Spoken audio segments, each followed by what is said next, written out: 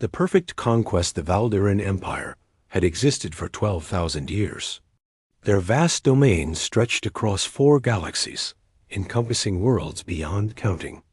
They were masters of strategy, architects of conquest, and students of war. Every species they encountered eventually knelt before them. Every resistance crumbled. Every defiance ended in submission. They had perfected the art of domination through patience, observation, and overwhelming force. For 2 centuries, they watched humanity. Silent observation posts hung in the darkness beyond human sensor range. Automated probes drifted through the solar system disguised as asteroids.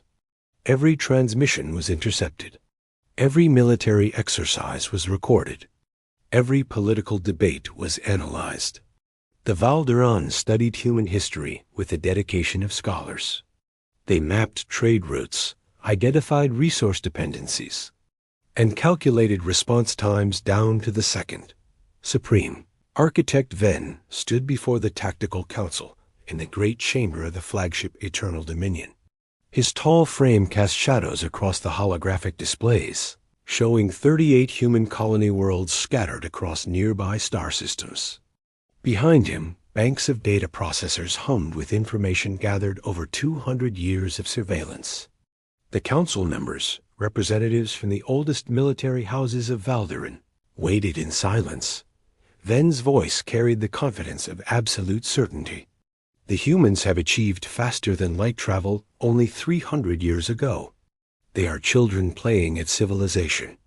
Their military doctrine is predictable. Their supply chains are fragile. Their political systems are fractured by endless debate.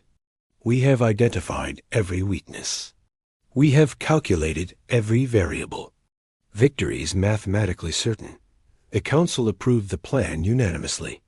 The attack was scheduled for Founding Day, the anniversary of humanity's first colony ship leaving Earth. It was their greatest celebration. Military personnel would be on leave. Families would gather in public spaces. Ships would dock at home ports. Defense networks would operate on skeleton crews. The timing was flawless. The assault began at exactly 0600 hours. Universal Standard Time. Valderan warships emerged from hyperspace at predetermined coordinates surrounding every human world simultaneously. They had positioned themselves perfectly. No warning. No negotiation. No mercy dot around Earth. The massive orbital defense platforms that had protected humanity's homeworld for a century went dark. Valderan electronic warfare specialists had spent decades mapping every circuit, every backup system, every failsafe. When they activated their jamming arrays, the platforms became nothing more than expensive metal sculptures floating in space. Emergency protocols tried to activate. Nothing responded. Engineers rushed to manual controls. The systems were already dead. The Colonial Defense Fleet had gathered at Rally Point Theta, a routine training exercise involving ships from 6 sectors. 3,000 vessels performing standard maneuvers. The Valderan knew exactly where they would be, because humans followed their own schedules with rigid precision. From hidden positions among the asteroids of the Kuiper Belt, Valderan heavy cruisers opened fire. Particle beams crossed millions of kilometers in seconds. Human ships exploded before their crews understood they were under attack. Captains died reaching for weapons that would never fire. The battle lasted 11 minutes. No human ship survived. On Mars, in the sprawling metropolis of New Shanghai, people were watching fireworks when the sky changed. Valderan troop carriers descended through the atmosphere in perfect formation. Their hulls reflected the explosion of celebration below. Citizens pointed upward, thinking it was part of the show. Then the carriers opened their deployment bays, and combat soldiers poured into the streets.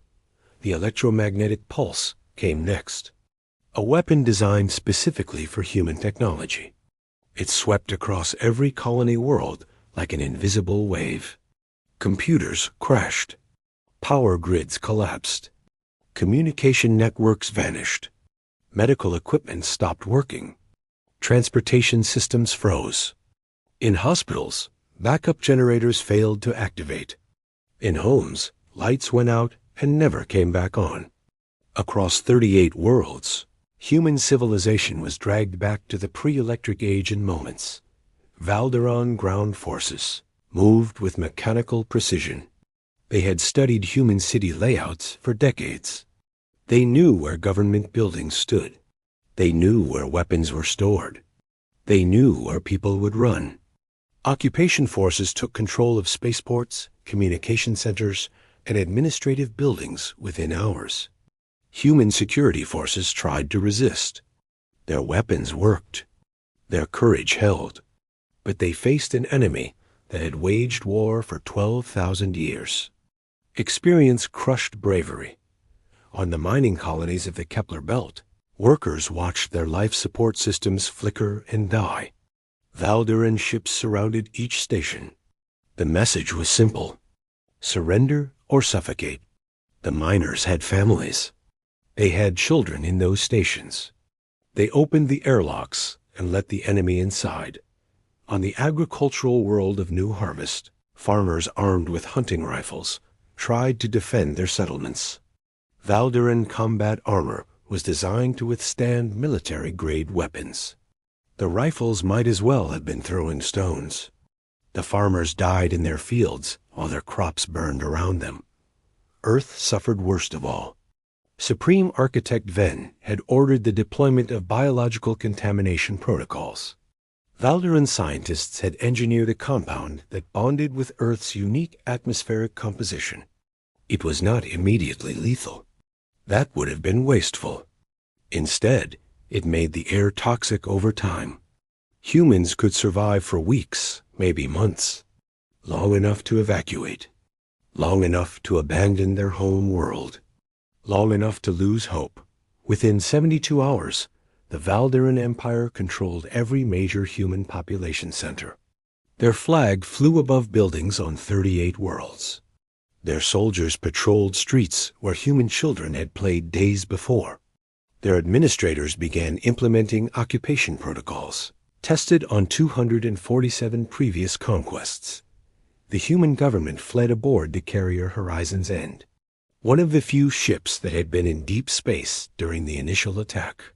President Alana Voss recorded the surrender broadcast from the ship's command deck. Her voice was steady, but her hands shook. The recording played across every frequency, transmitted on every channel that still functioned.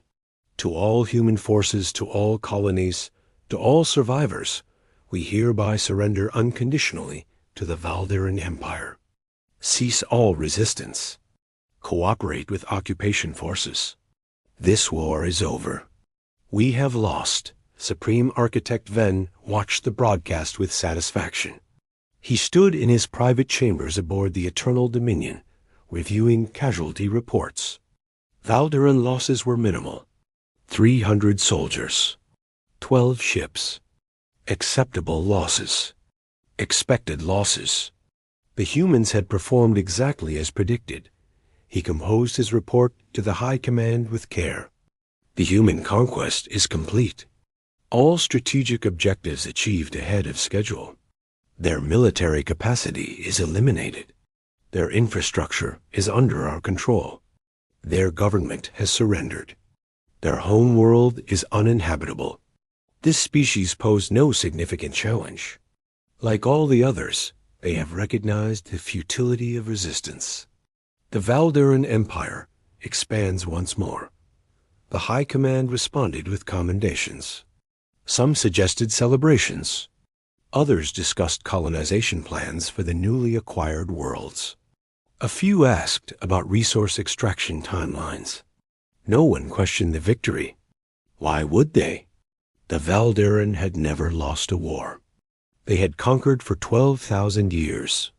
Humans were simply the most recent addition to a very long list dot in his chambers. Ven accessed the historical database. He reviewed the conquests of other species. The Krell had fought for 30 years before surrendering. The Thaxian Confederation had lasted 8 years. The Morsic clans had resisted for 2 years. Humans had fallen in 3 days. They were weak. They were unprepared. They were finished. But in the ruins of occupied worlds, something stirred. On a burned colony called HFY Prime, a woman named Sarah Chun climbed through the wreckage of her home. She found her daughter's toy rabbit buried in the debris. She held it for a long time. Then she stood up, picked up a piece of metal rebar from the rubble, and walked toward the sound of a Valderan patrol on Mars.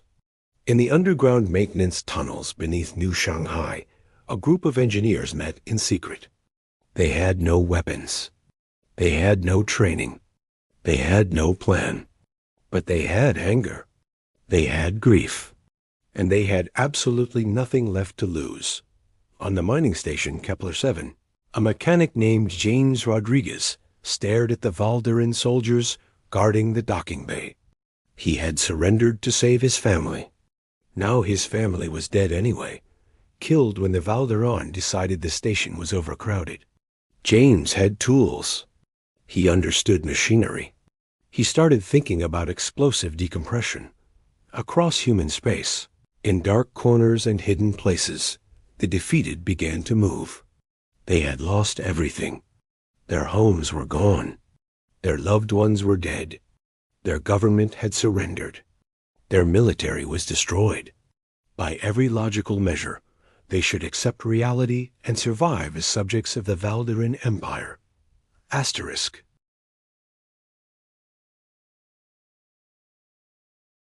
But humans had never been particularly logical, and the Valderan were about to learn what happens when you push a species with nothing left to lose. The war was not over. It had only just begun. Asterisk the unstoppable tide 2 months after the invasion. Supreme Architect Venn reviewed incident reports with growing confusion. The numbers were small at first. A patrol missing on HFY Prime. A supply depot explosion on Europa Station. A communication relay destroyed on New Harvest. Each incident had a logical explanation. Equipment malfunction. Navigation error. Structural failure. Accidents happened during occupations. They always did, but the incidents kept coming.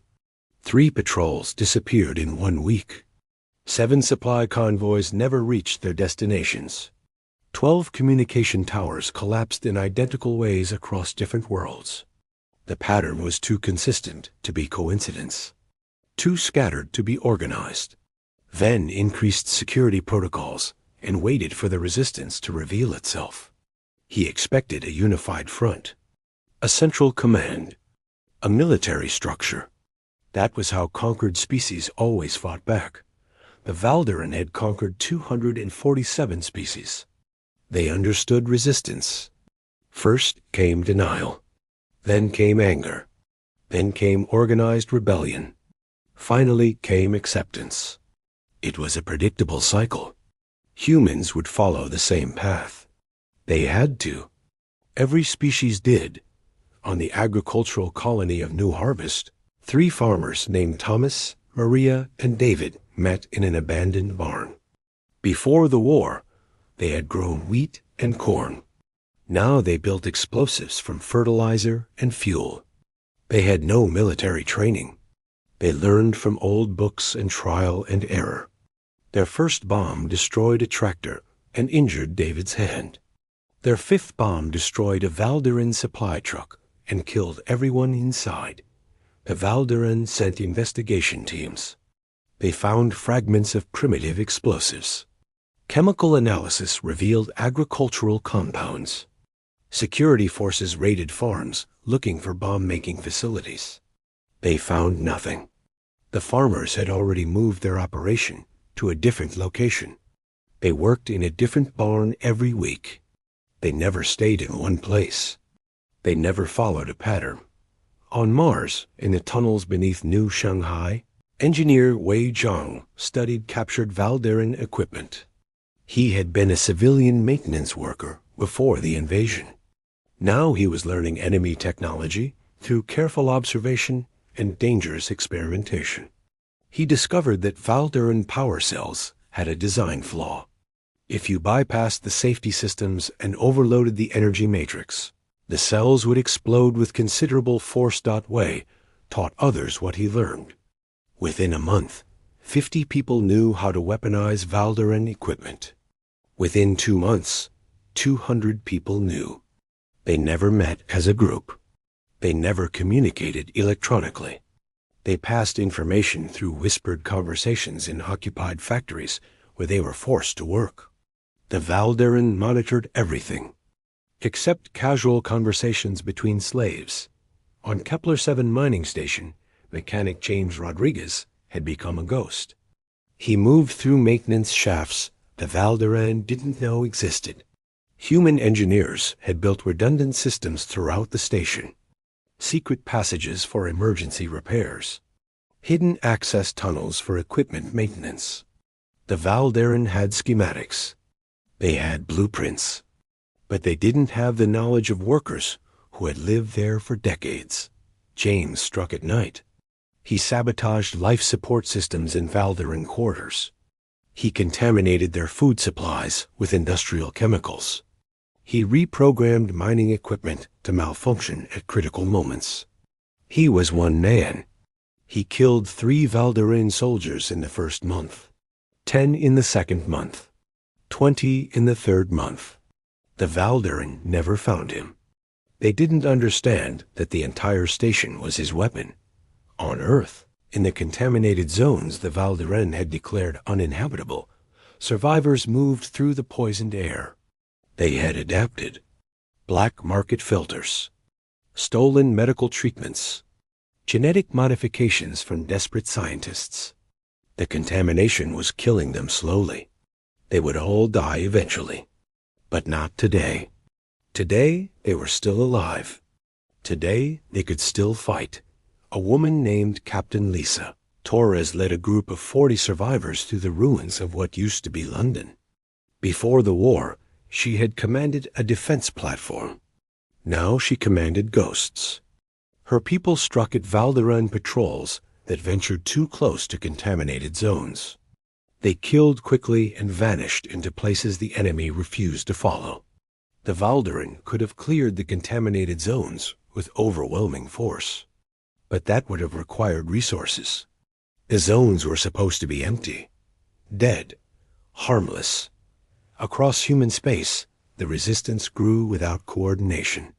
There was no central leadership, no unified command, no master strategy, just thousands of individuals in small groups fighting their own private wars. Each group operated independently. Each group developed their own tactics. Each group learned from their own mistakes. This confused the Valderan military analysts more than anything else. How could you fight an enemy with no command structure? How could you predict actions when there was no plan? How could you cut off the head when there were thousands of heads operating independently? The traditional warfare doctrine had no answer for this. On the colony world of Terminus, a teenage girl named Yuki Tanaka sat in a hidden basement with salvaged computer equipment. She had been a programming student before the invasion. Now she was a weapon. She had spent 4 months analyzing captured Valderan technology. She found weaknesses everywhere. The Valderan relied too heavily on networked systems. Everything connected to everything else.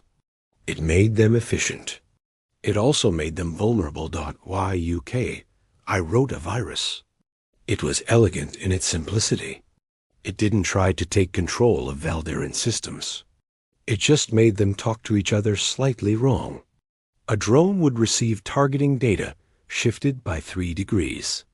An automated turret would identify friendly forces as hostile. A transport would calculate navigation coordinates with a small error that compounded over distance. Small mistakes. Tiny errors.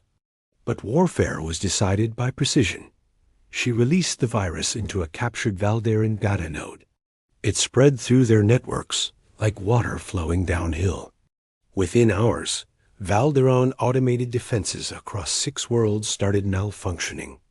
Drones attacked their own soldiers. turrets fired on Valderan vehicles. Transport ships crashed into each other in orbit. The chaos lasted only 12 minutes before Valderan technicians shut down all networked systems. But in those 12 minutes, human resistance fighters struck 19 military installations simultaneously. The Valderan couldn't understand the coordination. They had monitored all communications. They had intercepted every transmission. No messages had been sent between resistance cells. How had they known to attack at exactly the same moment? The answer was simple. They had all been waiting for any opportunity. When the virus created chaos, every group independently decided the same thing. Attack now. Supreme Architect Ven, an emergency tactical meeting. The holographic display in the command center showed red markers across every human world. Each marker represented an attack. Hundreds of them. Thousands of them. More appearing every day. His advisors stood in uncomfortable silence. Asterisk explained this. Ven's voice carried an edge that hadn't been there before. We destroyed their military. We control their infrastructure. We monitor their communications. We have more soldiers, better weapons, superior technology. Why are they still fighting? A senior analyst named Korath stepped forward. His expression was troubled. Supreme Architect, we have analyzed their behavior patterns. They do not match any conquered species in our historical database. When we corner them, they attack instead of surrender. When we outnumber them 10 to 1, they still engage.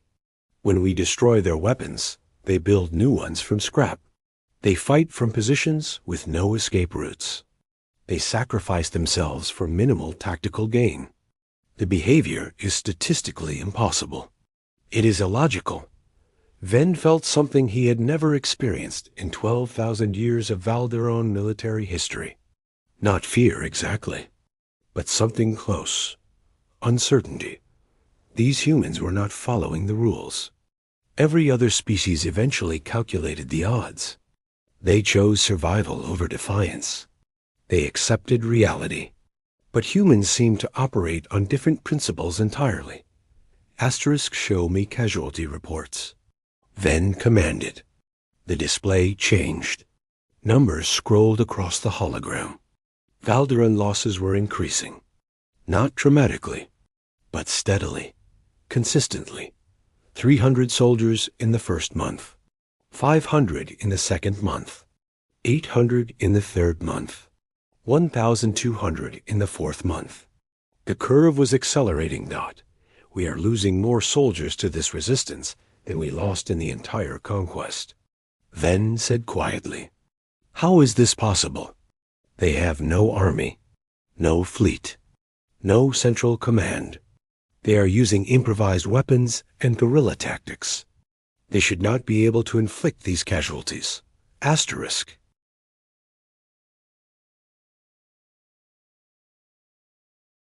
Another analyst spoke. Supreme Architect, I believe the problem is that we expected them to behave like previous conquests. We assumed they would form organized resistance movements that we could identify and eliminate. Instead, every human seems to consider themselves a resistance movement of one. We cannot cut off the head because there is no head. We cannot infiltrate their command structure because there is no command structure. We are fighting millions of independent enemies who refuse to coordinate but somehow act in concert. On the mining world of Kepler 442b, a group of industrial workers had turned their mining lasers into artillery. The lasers were designed to cut through solid rock. They worked just as well on Valderan armor. The workers set up ambush positions in the asteroid fields where Valderan patrols passed. They destroyed 3 patrol ships before the Valderan even understood what was happening. When security forces arrived in strength, the workers were gone, back at their assigned workstations. Acting like nothing had happened, the Valderan arrested 50 workers for questioning. They found no evidence, no weapons, no plans. No communications. The workers all told the same story. They were just trying to survive. They knew nothing about attacks. The Valderan executed 20 workers as an example. The attacks increased. Now the workers had nothing left to lose. On the space station Orbital 7, a cargo hauler pilot named Marcus Webb had reprogrammed his ship's navigation computer. Cargo haulers were everywhere. The Valderan needed them to transport supplies between worlds. They were considered harmless. No weapons. Slow speed. Civilian vessels. Marcus had figured out that if you disabled the safety protocols, you could override the speed limiters. You could also override the collision avoidance systems. Marcus waited until a Valderan military convoy passed through the shipping lanes near Jupiter. Then he aimed his cargo hauler at the lead destroyer and pushed the engines to maximum. The Valderan didn't react until too late. They assumed it was a navigation error, a civilian mistake. By the time they understood it was an attack, Marcus's ship had slammed into the destroyer at a speed that turned both vessels into an expanding cloud of debris. Marcus died, but he took a Valderan destroyer and 300 enemy soldiers with him.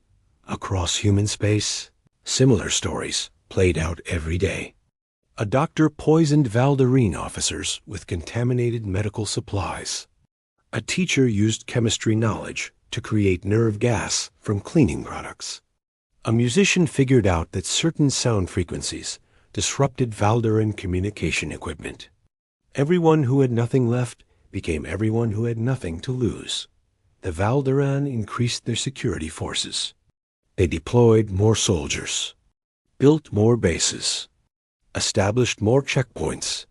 But the resistance only grew. For every human killed, 3 more took up the fight. The occupation was supposed to be complete. Instead, it was becoming a grinding war of attrition. And the Valderan were starting to understand something terrifying. They could kill humans. They could occupy human worlds. They could destroy human cities. But they could not make humans stop fighting. And in a war of attrition against an enemy that refused to accept defeat, numbers and technology only mattered so much. Eventually, you ran out of soldiers willing to die for an occupation that never ended. Supreme, Architect Venn stared at the reports spreading across his desk. More attacks. More casualties. More incidents. The pattern was clear now. This was not a temporary resistance that would fade. This was not an organized rebellion that could be crushed. This was something the Valderan had never encountered before. An entire species that simply refused to quit. He drafted a message to the High Command. The words felt like defeat. Request immediate council session. The human situation requires strategic reassessment. Current occupation protocols are insufficient. Recommend withdrawal and reclassification of human space as unconquerable territory. The Valderan Empire had existed for 12,000 years. They had conquered 247 species. They had never retreated. They had never failed. They had never encountered an enemy they couldn't defeat. But they had planned everything. Except the humans. They had calculated every variable. Except human stubbornness. They had predicted every outcome.